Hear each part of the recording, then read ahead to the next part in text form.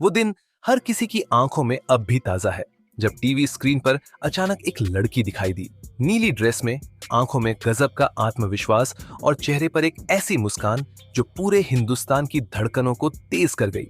उस गाने का नाम था कांटा लगा और उस लड़की का नाम था शेफाली जरीवाला। उसी दिन वो एक गाने से स्टार बन गई, रातों रात लाखों दिलों की रानी बन गई।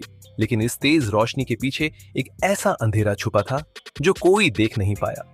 यही तो होता है, कैमरे की दुनिया में सब कुछ चमकता है, लेकिन अंदर की सच्चाई कभी बाहर नहीं आती। शेफाली की जिंदगी बाहर से कितनी भी रंगीन रही हो, अंदर से वो उतनी ही अधूरी थी, क्योंकि एक औरत की सबसे बड़ी ख्वाहिश, मां बनने की ख्वाहिश, उनके जीवन में कभी पूरी नहीं हो सकी। ये कहानी सिर्फ ग्लैमर की नहीं, ये कहानी है दर्द की, संघर्ष की, उम्मीद और हार की, उस सच्चाई की जो पर्दे के पीछे दबी रह गई। शेफाली का बचपन एक आम लड़की जैसा ही था। उन्होंने कंप्यूटर साइंस की पढ़ाई की, एक पढ़ी लिखी स्मार्ट लड़की थी, लेकिन उन्हें जो पहचान मिली वो किसी डिग्री की वजह से नहीं, बल्कि उनकी मौजूदगी, उनकी स्क्रीन प्रेजेंस और एक धमाकेदार डेब्यू से मिली। लेकिन जब सब उन्हें स्टार मानने लगे, तब भी एक आम लड़की का दिल उनके अंदर धड़क रहा था, जो शादी, प्यार और फिर मां बनने के सपने बुन रही थी। उसी दौर में उनकी पहली शादी हुई, एक ऐसा रिश्ता जिसने उन्हें अंदर से तोड़ दिया। शेफाली ने खुद एक इंटरव्यू में कहा था कि वो शादी अब्यूसिव थी, जहां शारीरिक नहीं, मानसिक प्रताड़ना ने उन्हें हिला कर रख दिया। हर रोज वो अपने आत्मसम्मान को कुचलते देखती थी। हर रोज उनका आत्मविश्वास कम होता जा रहा था और एक समय ऐसा आया जब उन्होंने खुद को बचाने के लिए वो रिश्ता तोड़ दिया। ये आसान नहीं था, क्योंकि समाज एक तलाकशुदा महिला को आसानी से माफ नहीं करता। लेकिन शेफाली ने अपने आत्मसम्मान को चुना और सब कुछ पीछे छोड़कर निकल पड़ी एक नई जिंदगी की तलाश में। फिर उनकी जिंदगी में आए पराग त्यागी, टीवी इंडस्ट्री के जाने पहचाने चेहरे, जो सिर्फ पति नहीं, दोस्त भी बने। पराग के साथ शेफाली को वो सहारा मिला जिसकी उन्हें वर्षों से तलाश थी।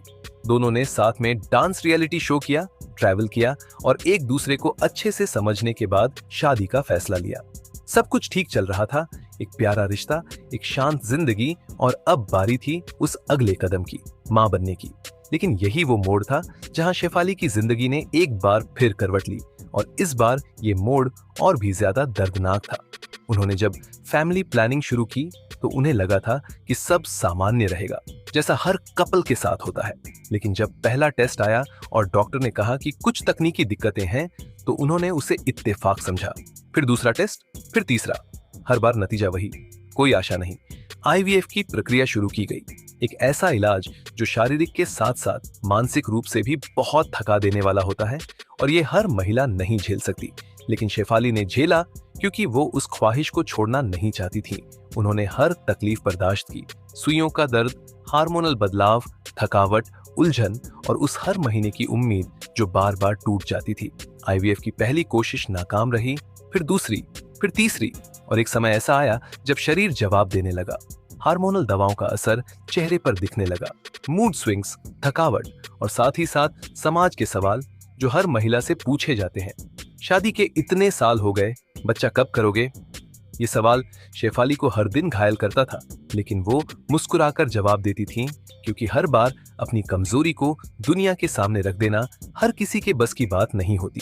फिर उन्होंने अडॉप्शन और सरोगेसी के बारे में सोचना शुरू किया, क्योंकि जब एक रास्ता बंद हो जाता है तो औरत दिल से दूसरा रास्ता तलाशने लगती है। उन्होंने कानूनी प्रक्रिया की जानकारी ली, कई एजेंसियों से संपर्क किया, लेकिन हर जगह एक ही दीवार खड़ी थी, लंबी प्रक्रिया, डॉक्यूमेंटेशन की उलझन और सबसे बड़ा सवाल, क्या वो उस मां की तरह बन पाएंगी जो खून का रिश्ता ना सही लेकिन दिल से एक बच्चा अपना सके। हर रात वो अकेली छत की ओर देखती, खुद से सवाल करती, और हर बार जवाब में खामोशी मिलती। उन्हें डर था कि कहीं वो बच्चा बड़ा होकर ये ना पूछ ले कि मैं आपका असली बेटा नहीं हूं। ये डर, ये सवाल, ये मानसिक उलझन उन्हें फैसला लेने से बार बार रोक रही थी। लेकिन इस पूरे सफर में पराग त्यागी हमेशा उनके साथ खड़े रहे। उन्होंने कभी ये नहीं कहा कि बच्चा जरूरी है, उन्होंने कभी दबाव नहीं डाला, बल्कि शेफाली के हर फैसले में उनका साथ दिया। उन्होंने कहा, अगर हम दोनों साथ हैं तो हमें और कुछ नहीं चाहिए। ये शब्द सुनने में आसान लगते हैं, लेकिन उस वक्त जब औरत खुद को अधूरी महसूस कर रही हो, तब ये साथ ही उसकी सबसे बड़ी ताकत बनता है। एक दिन एक शादी में जब शेफाली ने एक औरत को अपने बच्चे को गोद में लिए देखा, तो उनकी आंखों में आंसू आ गए, क्योंकि उन्हें लगा कि वो जो बच्चा गोद में उठाना चाहती थीं, वो उनके जीवन में कभी आ ही नहीं पाएगा।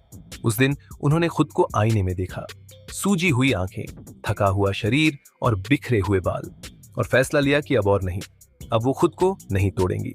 मां बनने की ख्वाहिश अधूरी रह गई थी, लेकिन अब वो उस अधूरेपन को अपनी ताकत बनाएंगी। उन्होंने मां ना बन पाने को कमजोरी नहीं, अपनी मजबूती बनाया और फिर शुरू किया एक नया सफर, समाज सेवा का, मोटिवेशनल स्पीचेस का और ऐसी महिलाओं के लिए आवाज बनने का जो उनके जैसी ही है। उन्होंने कहा, मां बनना सिर्फ शरीर की प्रक्रिया नहीं है, मां बनना एक भावना है जो हर उस औरत में होती है जो किसी और की चिंता करती है, उसे दुआ देती है, उसके लिए जीती है। यही सोच लेकर शेफाली जरीवाला आगे बढ़ी और उन्होंने अपने अधूरेपन को कभी अपनी हार नहीं बनने दिया, बल्कि एक नई परिभाषा दी जिंदगी को अपनाने की, बिना पछतावे के, बिना शर्म के और बिना किसी अफसोस के। जब किसी महिला के जीवन का सबसे प्यारा सपना अधूरा रह जाता है, तो वो मुस्कान के पीछे एक ऐसा गम छुपा लेती है जिसे शब्दों में बयां करना आसान नहीं होता। और शेफाली जरीवाला की जिंदगी भी कुछ ऐसी ही दास्तान बन चुकी थी, जहां उन्होंने मां बनने की तमाम कोशिशें करके देख ली थी। आईवीएफ की असफलताएं, दवाओं के दुष्प्रभाव, मानसिक और शारीरिक थकावट, सब कुछ झेला था उन्होंने, सिर्फ उस एक एहसास के लिए जिसे दुनिया मां कहती है। लेकिन जब वो रास्ता भी बंद हो गया, तो उन्होंने एक और रास्ते पर विचार किया, सरोगेसी और अडॉप्शन का रास्ता, जो सुनने में भले ही आसान लगता हो, लेकिन जब एक महिला उस राह पर चलती है तो उसे हर कदम पर खुद से सवाल करने पड़ते हैं, खुद को टटोलना पड़ता है, क्योंकि एक बच्चे को जन्म न देना और फिर उसे दिल से अपनाना, ये एक ऐसा भावनात्मक परीक्षण होता है जिसे सिर्फ वही समझ सकती है जो इस रास्ते पर चली हो।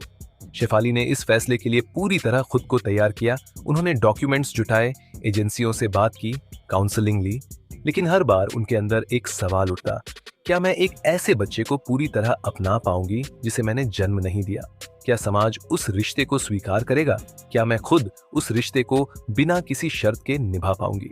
इन सवालों का जवाब देने में उन्हें महीनों लग गए। कई रातें रोते हुए गुजरी जब उन्होंने अपने आप से यही कहा कि शायद मैं उस ममता को पूरी तरह महसूस नहीं कर सकूंगी जो एक बच्चा अपनी मां के पेट में 9 महीने रहकर महसूस करता है। फिर भी उन्होंने हार नहीं मानी, एक नई उम्मीद के साथ एक बच्ची को गोद लेने की प्रक्रिया शुरू की। लेकिन वहां भी सिस्टम की कढ़ाई, कानूनी पेचीदगियां और लंबी प्रतीक्षा सूची ने उनके मन को बार बार डगमगाया। और इन सब के बीच सबसे कठिन था समाज का रवैया। लोग बार बार ताना देते, पूछते, इतने पैसे, इतनी शोहरत होने के बावजूद बच्चा नहीं। ये सवाल उनके कानों में झर घुलते, लेकिन वो हर बार मुस्कुरा कर रह जाती, क्योंकि उनकी लड़ाई बाहर से नहीं, अंदर से थी, और उस लड़ाई में वो अकेली थी। हर बार जब वो किसी माँ को अपने बच्चे के साथ देखती, तो उनकी आंखें नम हो जाती थीं। एक दर्द सा उठता था दिल में, एक कसक कि काश ये पल मेरे भी नसीब में होता। लेकिन उनके पति पराग त्यागी ने इस पूरे सफर में उनका ऐसा साथ निभाया जो आज के दौर में बहुत कम देखने को मिलता है।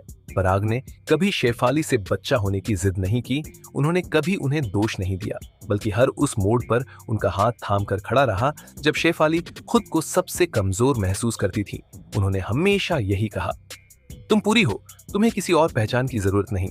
और यही शब्द शेफाली के लिए वो ताकत बन गए जिसने उन्हें फिर से जीना सिखाया। लेकिन सवाल ये था कि क्या वो खुद अपने अंदर उस खालीपन को भर पाई थी। एक इंटरव्यू में शेफाली ने कहा था कि उन्होंने मां बनने का सपना छोड़ा नहीं, बस अब उस सपने को किसी और रूप में जी रही है।